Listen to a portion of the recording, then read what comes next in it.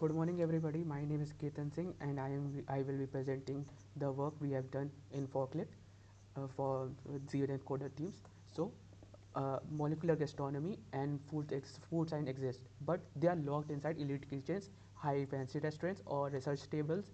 Normally, normal restaurants like operate blindly without scientific optimization for health, taste, or sustainability. Have you ever seen these reels like the one where you eat foam, which is very expensive or something like that? So why should we care about this? We are demonetizing food science using AI plus computational gastronomy. So many casual restaurants can serve healthier, optimized meals without increasing rate and making it accessible to the middle class people, making scientific nutrition accessible to millions.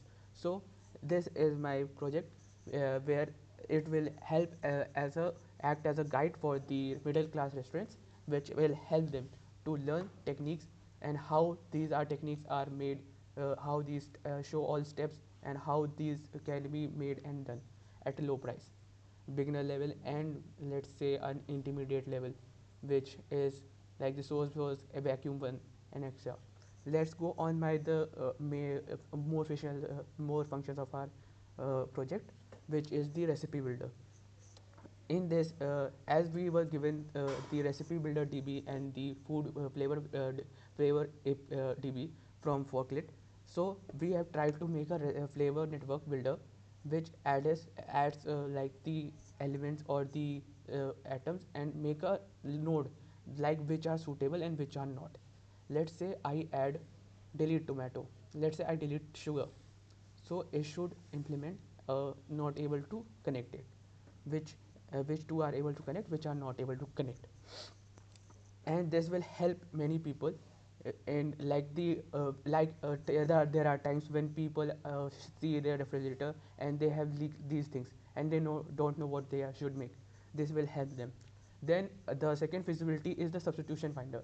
Let's say like the Jain peoples, they do not eat garlic, so we should able to find a replacement for them. So let's say garlic, and it will take the DB, like the flavor DB has responded to us. The flavor DB help us to use the elements, like how they are finding the replacement. It is not like the old ways or like the same ways. The food items have a specific element, let's say glutamic acid or anything like this. The DB flavor DB is very vast, and here the flavor DBs come in help, because the flavor DB provides us with the food sample which have the same acids, and so on.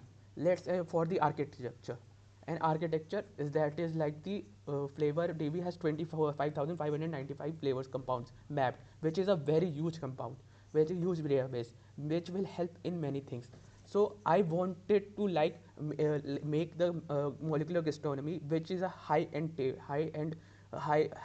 or let's say a fancy restaurant thing, accessible to middle class or low class people, because it's science, it's like a magic which helps like practical kitchen optimization. Because of this, the flavor compatibility, we are able to create the perfect flavor, we are able to make the cost of the ingredients, we are able to make healthy food, nutrition increases, because the molecular gastronomy focuses on the high tech technology right now, and making the food more soluble, like the DIY molecular technique, in which we are able to like the caviar is the heaviest and the expensive thing, but we are able to take its flavor. Now let's say what will be impact. Our system helps restaurants serve safer, healthier food with less waste, reducing allergy risks, improving nutrition, and optimizing ingredients usage in real time. How will we reduce allergy risk? With the help of my substitution finder, and which will be able to uh, help in many things. Why this matters in long term?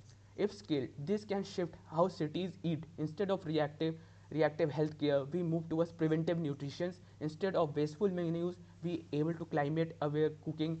Food becomes a tool for public health and sustainability. As the food lid has a vast database, and I was amazed with the database. How many things they are able to serve, and with this database, as you know, raw data is the fuel of today. So, for my closing vision, I would like to say we are not building a future for restaurants. We are building infrastructure for how societies eat, or how the people able to experience high Michelin class 3 Michelin star class food. Thank you for the time.